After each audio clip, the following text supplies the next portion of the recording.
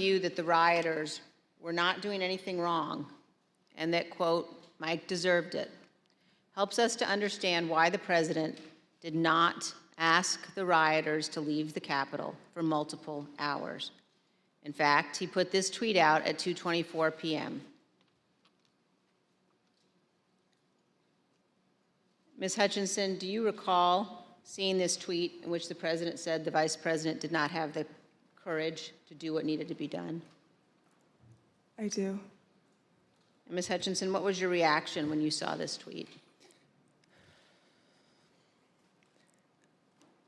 As a staffer that worked to always represent the administration to the best of my ability and to showcase the good things that he had done for the country, I remember feeling frustrated, disappointed, and really, it felt personal. It was really sad. As an American, I was disgusted. It was unpatriotic. It was un-American. We were watching the Capitol building get defaced over a lie. And it was something that was really hard in that moment to digest, knowing what I had been hearing down the hall in the conversations that were happening, seeing that tweet come up and knowing what was happening on the Hill. And it's something that I still struggle to work through the emotions of that. Ms. Hutchinson, we have also spoken to multiple other White House staff about their reaction to Donald Trump's 2:24 tweet, condemning Mike Pence for not having the courage to refuse to count electoral votes, an act that would have been illegal.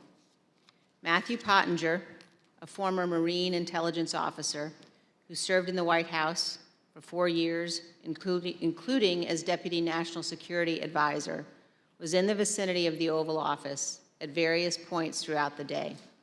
When he saw that tweet, he immediately decided to resign his position. Let's watch him describe his reaction to the president's tweet. One of my staff brought me a printout of a tweet by the president. And the tweet said something to the effect that Mike Pence, the vice president, didn't have the courage to do what should have been done.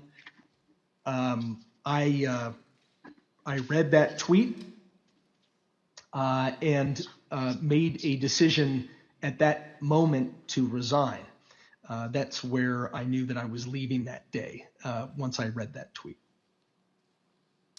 Ultimately, members of the White House staff, Sarah Matthews, cabinet members Secretary Chao and Secretary DeVos resigned as well. Here is Secretary DeVos's resignation letter. As you can see, in resigning on January 6th, Secretary DeVos said to the president, quote, "There's no mistaking the impact your rhetoric had on the situation, and it is the inflection point for me." Let's also look at Secretary Chao's resignation statement. When Secretary Chao resigned, she spoke of the January 6th attack, and she said, quote, "As I am sure is the case with many of you, this has deeply troubled me in a way I simply cannot set aside.